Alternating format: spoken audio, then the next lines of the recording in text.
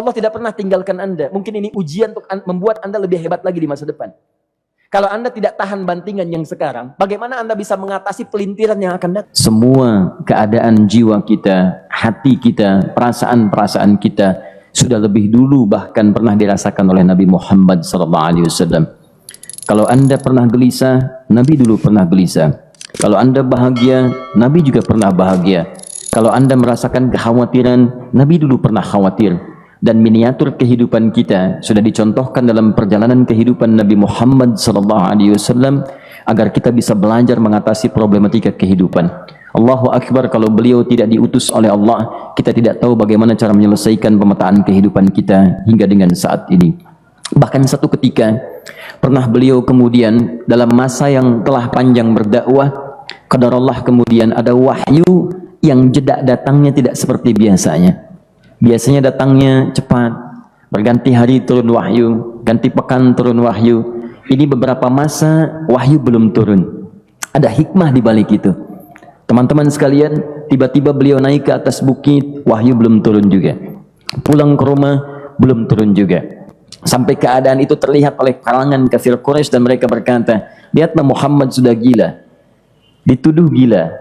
Jadi kalau Anda cuma dituduh dengan hal-hal yang ringan, dituduh soleh, kan? Dituduh kemudian orang yang berubah, dituduh semakin beriman dan sebagainya, barangkali itu lebih baik. Nabi dituduh gila, Anda bayangkan. Tuh Muhammad sudah gila. Muhammad sudah ditinggalkan oleh Tuhannya. Muhammad sudah kehilangan pegangannya. Muhammad sudah tidak punya orientasi. Orangnya sudah nggak jelas, bolak-balik tidak karuan. Naik ke atas bukit seakan-akan orang yang frustasi dan seterusnya. Tapi tahukah Anda apa yang terjadi? Setelah berbagai cacian, makian, tuduhan macam-macam diterima oleh Nabi SAW, lantas tibalah masanya Allah menurunkan satu surah, bahkan disandingkan dengan surah yang lainnya. Bersandinglah dua surah ini secara bersamaan turun, surah ke-93 dan surah ke-94-nya, terkait berkelindan memberikan satu harapan yang sangat panjang. Kata Allah, wadduha wal laili idza saja ma wadda'aka rabbuka wa ma qala walal akhiratu khairul laka minal ula walasawfa yu'tika rabbuka fatarda alam yajidka yatiman fa'awa wa wajadaka dhallan fahada wa wajadaka 'ailan fa'aghna fa ammal yatima fala taqhar wa ammas sa'ila fala tanhar wa amma bi ni'mati rabbika fahaddits. Ya Muhammad, saya bersumpah dengan waktu duha. Kalau kita baca dengan ilmu balaghahnya, itu bukan sekedar sumpah mengilustrasikan waktu duha. Karena di ilmu balaghah itu nanti ada 3 turunan ilmu. Ada disebut ilmu ma'ani, ilmu mencari kata-kata sehingga ungkapannya sesuai untuk disampaikan. Mana kata-kata yang tepat untuk disampaikan dalam konteks yang ingin dibicarakan. Itu ma'ani namanya. Kemudian setelahnya ada ilmu bayan, bagaimana mengemas kosakata yang bagus ini sehingga bisa disampaikan dengan jelas, orang tidak bingung menerimanya, paham maksudnya. Kemudian setelah itu kadang-kadang jelas kalimatnya, tapi kedengarannya tidak indah.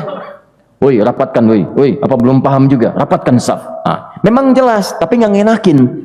Maka bagaimana caranya disampaikan dengan jelas, tapi hati kita terasa nyaman, memuji. Terasanya nyaman diserahkan kepada Allah, tapi ada kebahagiaan, disampaikan tidak terasa tergurui, diperintahkan serasanya diberikan jalan untuk mendapatkan kebaikan. Maka yang ketiga disebut dengan ilmu badi' namanya. Ilmu menghiasi kalimat yang disampaikan sehingga terasa dengan nikmat. Turunannya nanti ada majaz namanya. Mengambil sebuah kalimat yang untuk diposisikan pada kalimat yang nyaman disebut dengan kinayah turunannya. Maka teman-teman kata Allah, wadduha, diterjemahkan demi waktu duha. Bukan sekedar waktu duha. Karena duha itu ada cahaya yang indah. Dirasakannya enak. Antum keluar waktu duha kan enak tuh. Berjemur. Kata orang Sunda Moyan gitu kan. Datang, bahkan sampai dianalisis ada vitamin D-nya bisa terasakan. Ya, kemudian setelah itu ada kenikmatan, enak suasananya. Seakan-akan dunia milik sendiri, yang lain numpang. Wah, nyaman keluar itu. Baik, jadi wadduha itu ingin bersumpah mengilustrasikan waktu kenyamanan yang pernah dilalui. Kalau dalam bahasa tafsir yang luasnya, saya bersumpah Muhammad, demi segala kenikmatan yang pernah engkau rasakan dalam hidupmu, seperti engkau merasakan cahaya duha itu.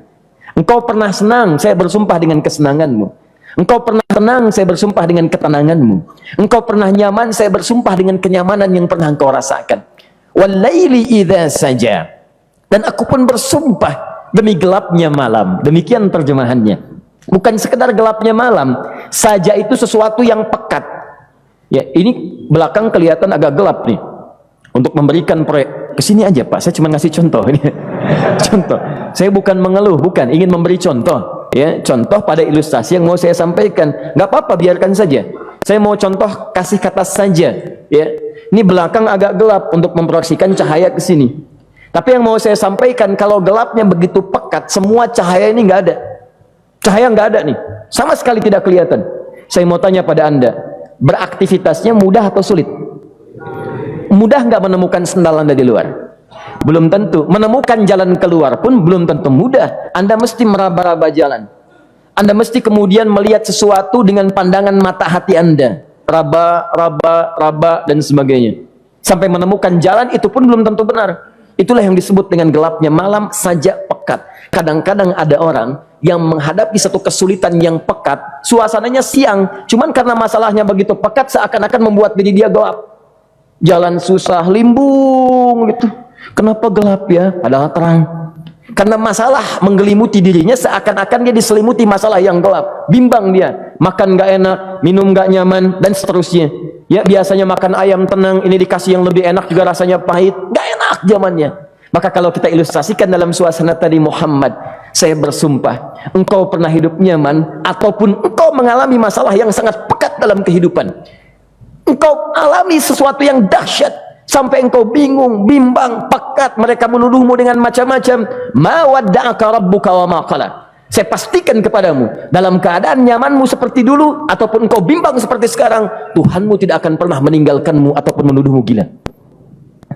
Orang-orang yang dekat dengan Allah Subhanahu wa taala, maka Allah akan menjaganya baik dalam keadaan yang tenang dan nyaman ataupun dalam kesulitan yang luar biasa.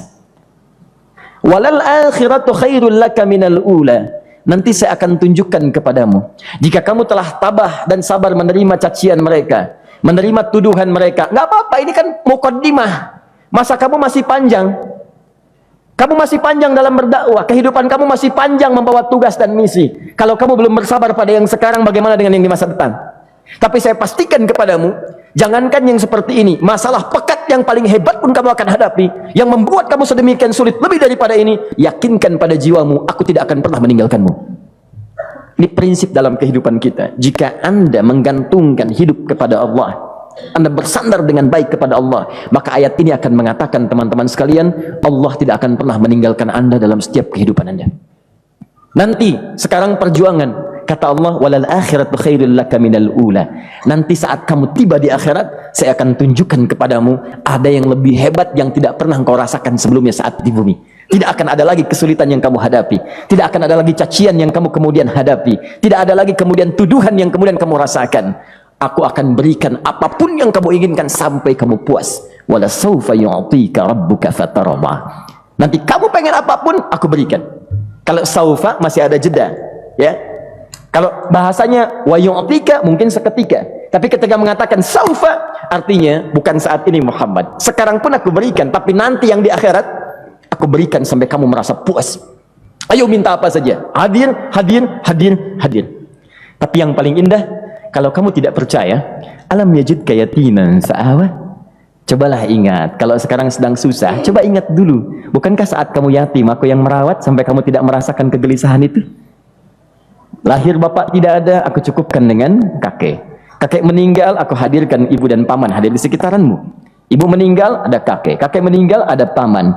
Dan Khadijah hadir di sekitaranmu. Bukankah aku rawat pada saat itu?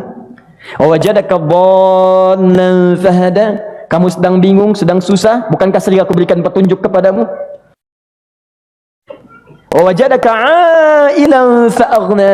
Kamu merasakan kesulitan, lahir dalam keadaan yatim, tidak ada pendukung, maka aku jadikan kaya. Bukankah saat kamu menikah dengan Khadijah, aku tambahkan lagi pendukung untuk misi dakwahmu? Ini pesan dalam Al-Quran. Kalau Anda sedang merasa susah, kalau ingin menenangkan diri, ingat-ingat yang baik-baik yang dulu. Kalau Anda sedang jatuh dalam bisnis, ingat-ingat saat Anda meningkat dalam bisnis Anda. Allah tidak pernah tinggalkan Anda. Mungkin ini ujian untuk membuat Anda lebih hebat lagi di masa depan. Kalau Anda tidak tahan bantingan yang sekarang, bagaimana Anda bisa mengatasi pelintiran yang akan datang? Karena dalam kehidupan bukan cuma dibanting. Anda mungkin mengalami penyingkiran, penyungkuran, lipatan, guntingan, bantingan, macam-macam. Jadi kalau satu gaya belum bisa Anda atasi, bagaimana Anda bisa berharap mendapatkan turunan yang lainnya? Selalu ingat bahwa jika hidup Anda ingin tampil gaya, Anda harus merasakan tekanan dalam kehidupan. Karena F selalu berbanding lurus dengan P, hukum Pascalnya. Gaya berbanding lurus dengan tekanan. Orang yang ingin tampil gaya dalam kehidupan, maka dia mesti siap menghadapi tantangan-tantangan hidup yang diatasi. Turun ayat sampai ujungnya.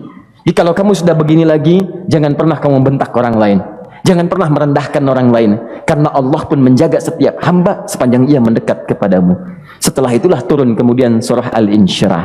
Alam nashrah lakas sadra. Antum kenal Nabi Musa?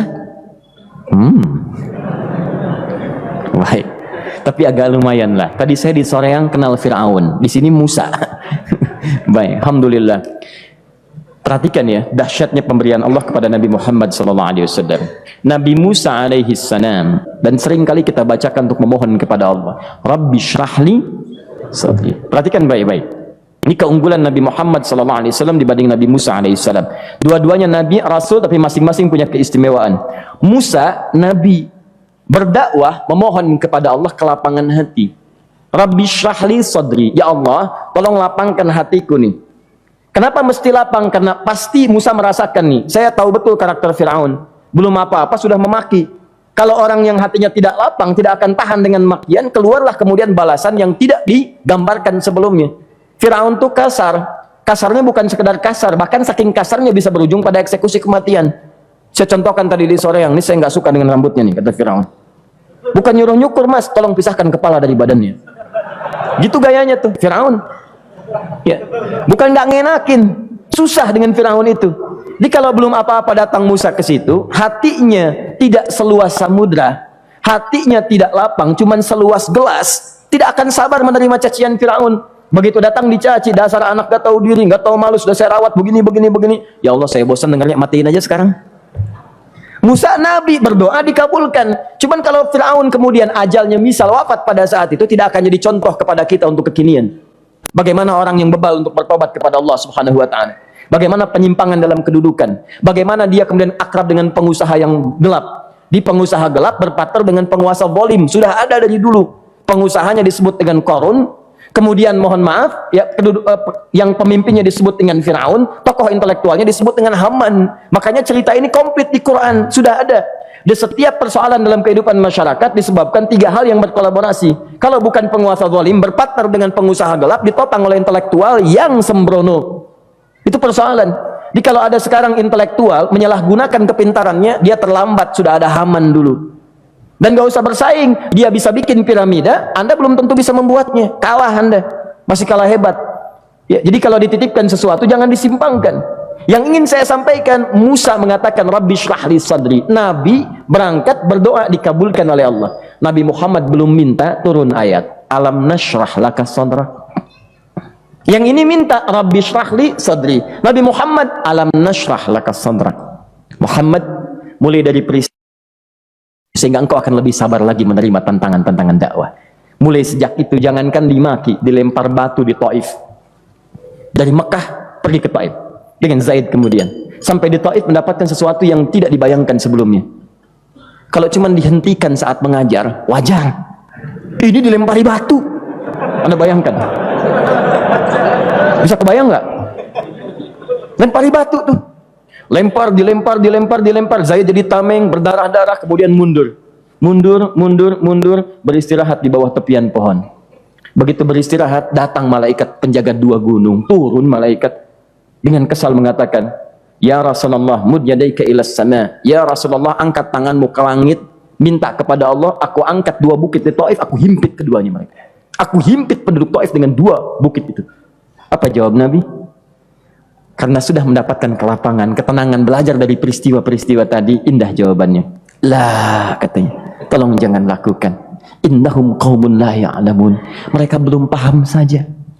Mereka belum mengerti, tolong jangan lakukan. Aku bermohon kepada Allah, boleh jadi nanti di masa depan akan ada hamba-hamba terbaik yang lahir dari bumi Taif ini.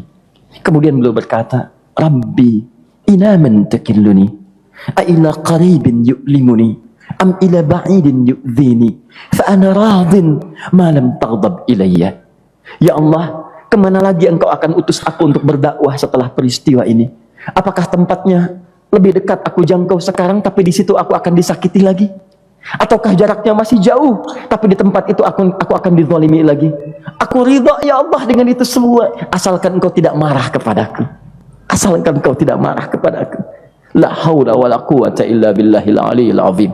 Begitu kelapangan itu muncul, ridha dengan ketetapan dan siap, tabah, kuat, hadir dalam jiwanya, tiba-tiba turun undangan, tunaikan Isra dan Mi'raj. Diangkat statusnya, naik mendekat kepada Allah Subhanahu wa taala. Dihilangkan bebannya, wa wada'na anka wizrak alladhi anqadha dhahrak. Itu hikmah, teman-teman. Barangkali kalau antum saat ini datang ke masjid ini untuk kajian, sedang bawa beban, ada kesulitan, penuh dengan macam-macam, barangkali dibacakan surat Ad-Duha tadi untuk memberikan harapan kepada Anda. Ini bukan PHP, karena ini bukan masalah urusan manusia. Ini adalah janji yang tidak akan pernah diingkari. Innallaha la yukhliful mi'ad. Kata Allah, Anda punya masalah, ingat suasana tenang pada masa lalu. Bukankah saya memberikan ketenangan kepadamu? Mendekat kepada saya, Anda bersabar, yakinkan bahwa ujian yang saya berikan saat ini sesungguhnya untuk membuat kamu lebih hebat di masa depan. Karena orang hebat tidak akan pernah sepi dari ujian untuk membuat dia lebih kuat menghadapi tantangan dalam